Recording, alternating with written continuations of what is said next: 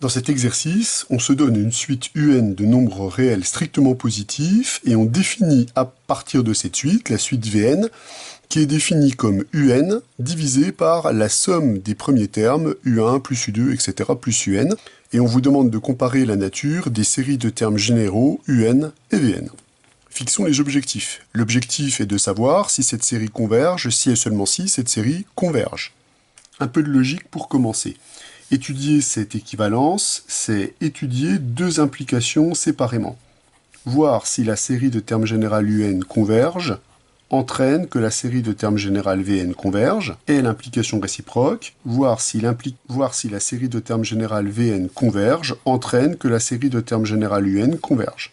La deuxième implication semble moins pratique puisqu'on dispose de l'expression de Vn en fonction de Un, mais pas réciproquement.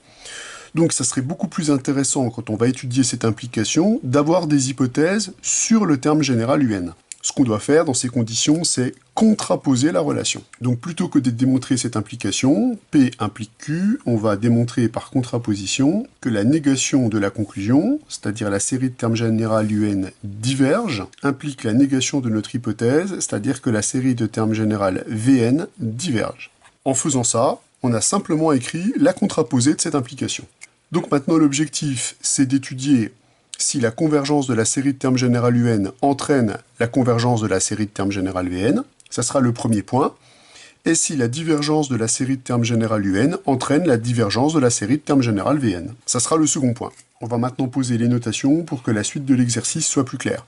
On voit ici qu'au dénominateur, la suite des sommes partielles de la série de termes général UN intervient. Donc il est fort probable que dans la suite de l'exercice, on fasse intervenir ces suites des sommes partielles. Donc je vais noter en respectant l'ordre alphabétique, grand AN, la suite des sommes partielles de la série de termes général UN, c'est-à-dire que grand AN est par définition la somme pour k variant entre 1 et n des uk pour tout n appartenant à une étoile. Pour respecter l'ordre alphabétique, je vais appeler Bn la suite des sommes partielles de la série de termes général Vn. Donc je définis cette suite pour tout n appartenant à une étoile. Donc pour vous y retrouver, on respecte l'ordre alphabétique. Alors intéressons-nous au premier point, c'est-à-dire on va supposer que la série de termes général UN converge, et on va essayer de démontrer que la série de termes général Vn converge. Alors pour ça, ça va pas être très difficile de faire le lien entre les termes généraux de ces deux séries numériques. Pourquoi? Parce que si vous réécrivez l'expression de Vn, en utilisant la remarque qu'on a fait tout à l'heure, on obtient que c'est Un divisé par la suite des sommes partielles de la série de termes général UN. Or, la série de termes général UN est supposée convergente, donc la suite de ces sommes partielles converge, et elle converge, par définition, vers la somme de cette série numérique, c'est-à-dire la somme pour n variant de 1 à plus l'infini de Un. Mais comme c'est une série à termes positifs, elle est strictement positive. Ce nombre-là, pour faciliter les notations, je vais l'appeler ici petit l. Or, on sait qu'une suite qui converge vers un nombre non nul est équivalente à ce nombre. Tout simplement parce qu'il est possible de faire le rapport, et que le rapport va tendre vers 1. Ça va me permettre de récupérer un équivalent de Vn, puisque les équivalents passent bien par quotient. On obtient donc que Vn est équivalente à Un sur L. On a donc réussi à relier les deux termes généraux par un équivalent. Comme les termes généraux sont positifs, on va pouvoir appliquer le critère d'équivalence sur les séries à termes positifs. Par critère d'équivalence, sur les séries à terme général positif ou nul, les séries de terme général Vn et de terme général Un sur L sont de même nature. Or, grâce à notre hypothèse, on sait que la série de terme général Un est convergente. Donc, la série de terme général Un sur L est aussi convergente, puisqu'en multipliant le terme général par un nombre qui ne dépend pas de n, on ne change pas la nature de la série. Donc, puisque par critère d'équivalence, ces deux séries sont de même nature, la série de termes général Vn est donc également convergente. On a donc bien démontré que la convergence de la série de termes général Un entraîne la convergence de la série de termes général Vn. Supposons maintenant que la série de termes général UN diverge et essayons de montrer que la série de termes général Vn est également divergente. Donc étudions la nature de cette implication. Alors on va garder le même genre d'objectif, c'est-à-dire d'essayer de trouver des liens entre le terme général Vn et celui de Un. Alors pour cette implication, ça va être un petit peu plus astucieux. ce que je vais faire, c'est que je vais réécrire le terme général de Vn en fonction d'une suite dont on connaît la nature. La suite dont on connaît la nature, c'est la suite des sommes partielles de la série de termes général un. Puisque, comme la série de termes général un est à terme positif, et que la suite de ces sommes partielles diverge, puisque comme la série de termes général un est à terme positif, la suite de ces sommes partielles est croissante, et donc, comme la série diverge, la suite de ces sommes partielles diverge, et comme elle est croissante, en vertu du théorème de la limite monotone, elle va diverger vers plus l'infini. Ce qui serait donc intéressant, c'est d'exprimer le terme général de la série que l'on doit étudier à l'aide d'une suite dont on connaît la nature, la suite des sommes partielles de la série de termes général un. Or, on a déjà vu que cette suite-là, elle apparaît directement au dénominateur. Ce qui serait maintenant intéressant, c'est de la faire apparaître au numérateur. Mais si vous observez la définition de la suite des sommes partielles, c'est la somme des n premiers termes de la suite un. Donc vous reconnaissez simplement en disposant les parenthèses sur les n-1 premiers termes que un peut s'écrire comme un terme télescopique. C'est d'ailleurs le raisonnement qui est à la base du lien entre suite et série. Donc on a 1000 fois intérêt à écrire Vn, déjà en fonction d'une suite dont on connaît la nature, et en plus en faisant apparaître un terme télescopique. On va voir dans la suite qu'on va avoir deux possibilités pour gérer, pour utiliser l'apparition de ce terme télescopique.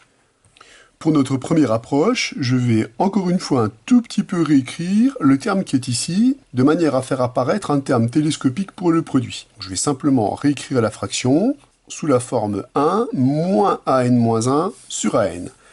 Ici, on fait intervenir un terme télescopique pour le produit que je vais chercher à isoler en écrivant cette expression sous la forme 1 moins Vn. Puis, comme chaque membre est strictement positif, ici on a le rapport entre deux termes strictement positifs, donc cette égalité entraîne que les deux sont strictement positifs. On peut donc se ramener à un terme télescopique pour la somme en appliquant la fonction logarithme. L'application du logarithme nous ramène à un terme télescopique pour la somme, puisque le logarithme du quotient, c'est la différence des logarithmes, que je vais préférer écrire pour faciliter l'utilisation du lien suite-série sous cette forme-là. Ça permet aussi de se ramener avec des termes positifs, puisque la suite à n étant strictement croissante, ce nombre est donc strictement positif, ce nombre-là sera donc aussi strictement positif. On va maintenant pouvoir conclure assez rapidement. On sait par hypothèse que la série de termes général un est une série qui est divergente. Donc, la suite de ces sommes partielles est divergente et croissante, donc en vertu du théorème de la limite monotone, cette suite diverge vers plus l'infini. Par composition des limites, et comme le terme an est strictement positif, la suite ln de an diverge également vers plus l'infini. Donc, grâce au lien suite-série, on sait que la suite ln de an est de même nature que la série générale télescopique. Ainsi, cette série est également divergente. Donc, en exploitant la relation qui est ici, on obtient que la série de termes général moins ln de 1 moins vn est une série qui est divergente. Or, la nature de cette série va être directement reliée à la nature de la série de termes général Vn. Je m'explique. Si la suite Vn ne converge pas vers 0, alors dans ce cas-là, la divergence de la série de termes général Vn est grossière, donc la série de termes général Vn diverge. Si le terme général Vn, cette fois-ci, je suppose qu'il tend vers 0, ce qui permettra d'avoir une disjonction de cas complète. Alors, dans ce cas-là, on dispose d'un équivalent simple du terme général de la série au-dessus. Grâce à l'équivalent usuel du log, je sais que ln de 1 plus u est équivalent à u. En gérant les signes moins, on obtient que moins ln de 1 moins vn est équivalent à vn. Or, ce sont des séries à terme positif. Donc, le critère d'équivalence assure que la série qui a ce terme général-là est de même nature que la série qui a ce terme général-là. On peut donc appliquer le critère d'équivalence pour les séries à terme positif, et ce critère d'équivalence permet donc de conclure que comme cette série diverge, la série de termes général Vn diverge. On obtient donc que, quelle que soit la situation, si le terme général ne tend pas vers 0, on a divergence grossière. Si le terme général tend vers 0, on peut utiliser tout le déroulement qu'on a fait ici pour récupérer que la série de termes général Vn est également divergente. Bilan, on vient bien de démontrer que la divergence de la série de termes général un entraîne la divergence de la série de termes générale Vn. On va voir dans une seconde approche que l'on peut également obtenir la nature de la série de termes générale Vn en effectuant une comparaison somme intégrale, mais avec un écart qui ne va pas être égal à 1, qui va être égal à la distance entre an et an-1. Ce terme-là, on peut essayer de le comparer à une intégrale. Vous allez voir, ça va être très simple. On va simplement singer la comparaison somme intégrale qu'on a faite dans le cours sur les séries. Alors la suite AN, c'est la suite des sommes partielles de la série de termes générale UN. C'est une série à termes positifs. On a déjà dit que cette suite était strictement croissante, et on sait par hypothèse qu'elle diverge vers plus l'infini. Donc ce que je vais faire, je vais visualiser cette aire-là à l'aide du graphe de la fonction qui a t associée à 1 sur t. Pourquoi? Le terme 1 sur an plus 1, on peut le lire ici sur le graphe de la fonction qui a t associée à 1 sur t. Donc le terme général de ma suite Vn n'est ni plus ni moins que le terme qui est ici. C'est l'aire de ce rectangle, puisque ses côtés mesurent respectivement an moins an moins 1 et 1 sur an. On voit donc tout de suite, en respectant les idées de la comparaison somme intégrale, que comme la fonction qui a t associée à 1 sur t est décroissante, l'aire qui est ici va être inférieure ou égale à l'aire que l'on obtient ici sous la courbe de la fonction qui a t associée à 1 sur t. Donc Vn va être inférieur ou égal à l'intégrale entre an-1 et an de dt sur t. Alors malheureusement, vous allez me dire que l'inégalité n'est pas dans le bon sens, puisque nous, l'objectif, ça serait plutôt de démontrer que la série de termes générale Vn diverge. Donc plutôt qu'avoir une majoration, on a plutôt intérêt à avoir une minoration par un terme télescopique, pour pouvoir contrôler la suite des sommes partielles. Or, si on regarde ça de plus près, cette minoration, elle n'est pas si difficile à obtenir. Plutôt que de regarder l'aire qui est ici, on peut également regarder l'aire qui est ici, puisque ce terme-là, c'est l'image de grand an-1 par la fonction inverse, donc c'est 1 sur an-1. On en déduit donc que l'aire qu'on a assurée en orange est supérieure ou égale à l'intégrale entre an-1 et an de dt sur t. Or, cette aire mesure exactement an-1 sur an-1. Cette inégalité est évidemment valable dès que n est supérieur ou égal à 2, puisque la suite à n est définie à partir du rang 1. Donc cette inégalité, on en dispose bien à partir d'un certain rang. Le problème, c'est qu'on obtient une minoration pour un terme général qui n'est pas le terme général que l'on veut. Nous, ce qu'on aimerait, c'est avoir une information sur la série de termes générale Vn, et pas sur la série qui a ce terme général. Mais on n'est pas loin de la conclusion, puisque le terme qui est ici, an moins an-1 sur an-1, c'est en fait juste un sur an-1. On n'est donc pas très loin du terme général Vn, puisque je vous rappelle que Vn, c'est juste un sur an. Eh bien, on pourrait conclure si le terme qui est ici était équivalent à ce terme-là. Pour ça, il faut savoir si oui ou non, an est équivalent à an-1. Puisque si on est dans cette situation, on a gagné. Or, si vous observez, on a un lien très simple entre an et an-1. C'est que le premier s'obtient en ajoutant un au deuxième. Moralité, ces deux termes-là sont équivalents si et seulement si un est négligeable devant an. Or, si le terme un n'est pas négligeable devant an, alors on peut dire que le rapport entre un et an ne tend pas vers 0 lorsque n tend vers l'infini. Mais là, vous retrouvez le terme général de la série Vn. Donc, comme le terme général de la série Vn ne tend pas vers 0, on en déduit que dans ce cas-là, la série de termes général Vn, elle diverge grossièrement.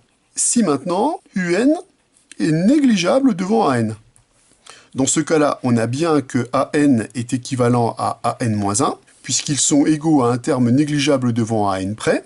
Donc, le terme général de cette série est équivalent au terme général de cette série. Donc, en vertu du critère d'équivalence, puisque les termes généraux sont positifs, la série de termes général Vn est de même nature que la série de termes général an moins an-1 sur an-1. Mais c'est justement la série où on a une minoration par un terme télescopique que l'on sait additionner. Il nous suffit donc de montrer que la série qui a ce terme général est divergente pour pouvoir terminer l'exercice. si je nomme Tn ce terme général et que je rappelle la minoration qu'on a obtenue tout à l'heure, qu'est-ce que je peux dire? Eh bien, je peux ajouter ces inégalités en faisant varier l'indice entre 2 et n, où n est un entier que j'ai supposé supérieur ou égal à 2, pour obtenir une minoration de la suite des sommes partielles par une somme télescopique. La somme pour k variant entre 2 et n, de l'intégrale entre ak-1 et ak de dt sur t. Or, quand on additionne ces intégrales, on va pouvoir utiliser la relation de Schall, puisqu'on ajoute l'intégrale entre A1 et A2, avec l'intégrale entre A2 et A3, avec l'intégrale entre AN-1 et AN, de la même intégrande. Donc, grâce à la relation de Schall, on récupère l'intégrale entre A1 et AN de dt sur t. En fait, on a calculé un terme télescopique, sauf que là, le terme télescopique est géré par la relation de Schall. Or, cette intégrale, elle se calcule, c'est le logarithme de grand AN moins le logarithme de A1. Or, rappelez-vous, la suite AN, c'est une suite qui diverge vers plus l'infini. Donc, log de AN diverge vers plus l'infini. Donc, par théorème de comparaison sur les suites, étant donné qu'on a cette minoration qui est valable à partir de n est égal à 2, on obtient que la suite des sommes partielles de la série de termes générales Tn eh bien, est minorée par une suite qui diverge vers plus l'infini. Elle diverge elle-même vers plus l'infini lorsque n tend vers plus l'infini. Donc, la série de termes générales Tn diverge. Donc, la série de termes générales Vn est également divergente, puisqu'on a vu qu'elle était de même nature que la série de termes générales Vn. On a donc bien obtenu par un autre biais le résultat de notre exercice. On peut donc conclure que la série de termes générales UN et la série de termes générales Vn sont de même nature. Retenez bien les deux idées qu'on a utilisées pour traiter cette implication.